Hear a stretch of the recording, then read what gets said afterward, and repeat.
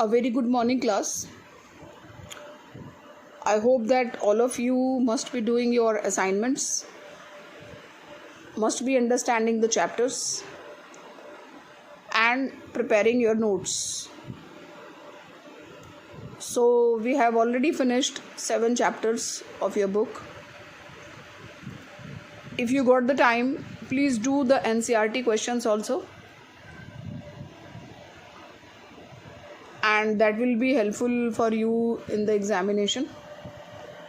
So now I just want to begin with chapter number 9. I am not taking up chapter number 8 because it's quite difficult, and I want, when school will reopen, I will teach this chapter to you face to face. Fine. So we are beginning with chapter number 9. And this chapter is a very interesting chapter. And the name of the chapter is Globalization. Dear students, all of you are aware of globalization. Globalization relates to various flows. And those flows are flow of capital, flow of people, flow of goods, flow of services, flow of ideas, and so many other things. तो प्यारे बच्चों, हम already 7 chapters finish कर चुके हैं, complete कर चुके हैं, और मैं होप करती हूँ कि आप सब अपने असाइनमेंट्स टाइमली पूरे कर रहे हैं. जिनके असाइनमेंट पेंडिंग रह गए हैं वो please time to time complete कर लें. मैं चैप्टर 8 जो है वो नहीं ले रही हूँ अभी. आई होप कि school will reopen in July and we'll do that chapter when we'll see to each other. मैं जो 9वां चैप्टर ले रही हूँ ये है वैश्वीकरण या ग्लोबलाइजेशन. वैश्वीकरण एक नया शब्द आपके लिए नहीं है. आपने ऑलरेडी क्लास 10th में भी काफ़ी कुछ इसके बारे में पढ़ा है. वैश्वीकरण जो है वो विभिन्न प्रवाहों से रिलेटेड है. प्रवाह का मतलब है फ्लो ऑफ गुड्स, चीज़ों का प्रवाह, वस्तुओं का प्रवाह, विचारों का प्रवाह, लोगों का प्रवाह. और आज जो दुनिया है, it is been considered a global village. In this global village all are dependent on each other. Now any action, any incident of a country affects the other countries as well. And your dear corona, you also know it, that it is also result of flow of people among the world. आज पूरी दुनिया इस महामारी की चपेट में है, and it is really the effect of globalization. So in this final chapter of the book, we'll look at globalization, something that has been referred to many chapters in this book and the textbook. हम काफ़ी कुछ पढ़ चुके हैं. After that, we'll discuss the length and the political, economic and cultural consequences of globalization.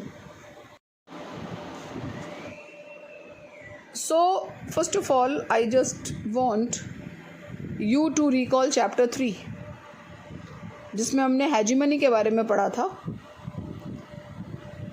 Janardan works in a call centre. आप सब जानते हैं what are call centres. So I am also telling a story to you. Janardhan works in a call center. He leaves late in the evening for work. He became John when he enters his office, acquires a new accent and speak a different language. And in that language he can communicate with his clients who are living thousands of miles away. He works all night, which is actually daytime for his overseas customers. तो यहाँ मैं जो story आपको बताने जा रही हूँ जनार्दन एक लड़का है जो कॉल सेंटर में काम करता है एंड इन हिज ऑफिस उसे जॉन के नाम से बुलाया जाता है. He works in the night which is really a day time for his customers. Janardhan is rendering a service to somebody who in all probably he is never likely to meet physically. और ऐसे लाखों नौजवान अब हमारे देशों में काम कर रहे हैं जो अपने ऑनर को कभी सामने से मिले ही नहीं. This is his daily routine. His holiday also do not correspond to the Indian calendar but to those of his clients who happen to be from US. तो ना उसकी छुट्टियां भारतीयों के साथ होती हैं ना उसके त्यौहार. बिल्कुल ऐसे ही एक और स्टोरी मैं छोटी सी सुना रही हूँ. Ramdhari has gone for shopping to buy a birthday gift for his 9-year-old daughter. वो अपनी 9 साल की बेटी के लिए एक गिफ्ट लेने जाता है. He has promised her a small cycle and decide to search the market for something he find affordable as well as reasonable quality. He finally does buy a cycle which is actually manufactured in China but is being marketed in India. तो यहाँ पर वो एक cycle खरीदने जाता है जो वास्तव में कहाँ बनी है? चाइना में, लेकिन बेची कहाँ जा रही है? इंडिया में. Last year, Ramdhari, on his daughter's birthday, brought a Barbie doll, and which was originally manufactured in US, but was being sold in India. जो कहाँ बनी थी? US में, और बेची कहाँ जा रही थी? भारत में. तो ये कौन सा फ्लो है? This is called the flow of goods. यानी एक देश में बनाई गई वस्तुओं का व्यापार दूसरे देशों में होता है. Sarika, it is the another third story, is a first generation learner who has done remarkably well throughout her school and college life by working very hard. तो यहाँ पर एक गर्ल है सारिका जिसने अपनी एकेडमिक्स में बहुत अच्छा किया है by working hard. She has now an opportunity to take a job and begin an independent career, which the women of her family had never dreamt of earlier. तो वो क्या करना चाहती है? She want to begin a career जो शायद पहले कभी उसकी फैमिली में नहीं किया था किसी फीमेल ने. While some of her relatives are opposed, she finally decided to go ahead because of the new opportunities that have been made available to her generation. और finally she has also decided to work जो शायद पहले औरतें काम नहीं करती थी.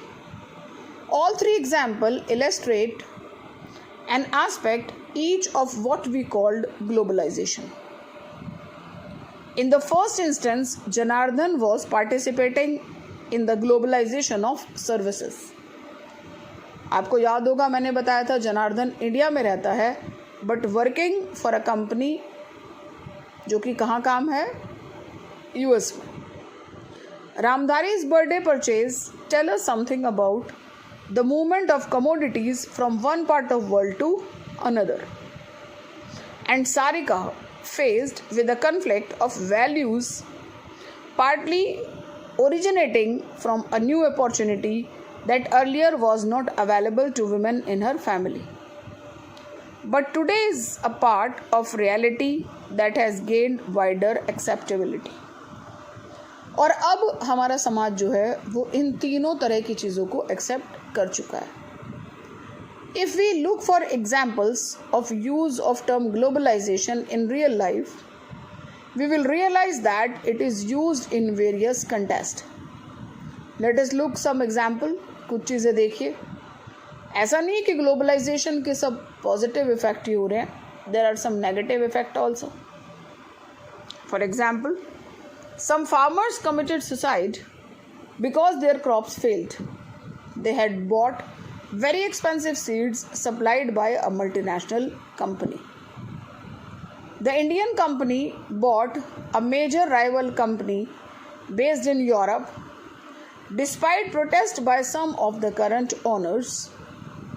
और ऐसा भी होता है कि बहुत सारे लोग जो हैं वो विरोध करते हैं इस ग्लोबलाइजेशन का, जैसे कि रिटेल शॉपकीपर्स होते हैं, उनको लगता है कि they will lose their livelihood because there are some international companies open retail chains in the country, कि छोटी मोटी दुकानें जो है वो पूरी बंद हो जाएंगी क्योंकि लोग जो है वो मॉल्स में जाके सामान खरीदेंगे. सो ऐसे ही जो आतंकवादी संगठन होते हैं, सब militant groups, they issued a statement threatening the college girls who wear the western cloth. ये सब एग्जाम्पल शो करते हैं that globalization need not always be positive. यानी कभी कभी वैश्वीकरण क्या है, नेगेटिव है. It can have the negative consequences for the people. Indeed, there are many who believe that globalization has more negative consequences than the positive. बच्चों ये बात बिल्कुल ध्यान से समझ लेना. It is a very important chapter for your examination point of view. कि globalisation को हमेशा हम नेगेटिव या पॉजिटिव नहीं मान सकते. It has both the effects, the negative effects as well as the positive.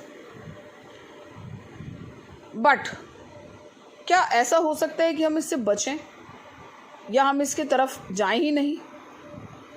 Since much of the uses tend to be the emprises, it becomes important to clarify what we mean by globalization. Globalization as a concept fundamentally deals with the flow. These flow could be of various kinds. Ideas moving from one part of another world.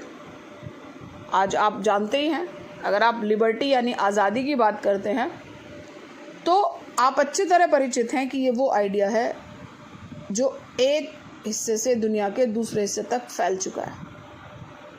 शायद आप अपने grandfather को देखते हो तो वो कहते होंगे हमें इतनी आज़ादी नहीं थी.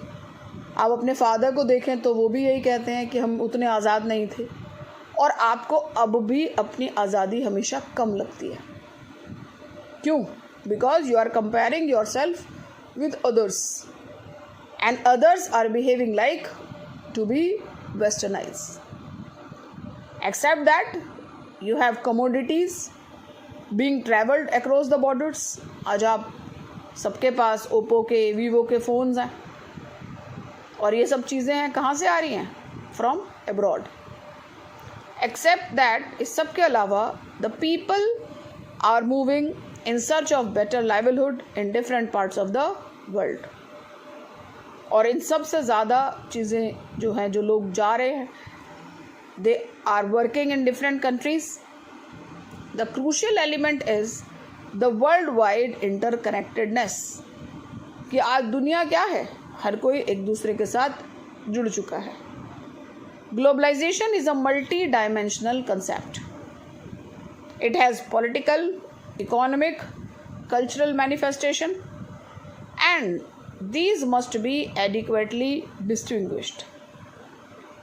तो जो ग्लोबलाइजेशन है इसका हमारे व्यवहार पर, हमारे व्यक्तित्व पर, हमारे कल्चर पर, हर पर प्रभाव आ रहा है. It is wrong to assume that globalization has purely economic dimension. Just as it would also be mistaken to assume that it is purely a cultural phenomena. The impact of globalization is vastly uneven.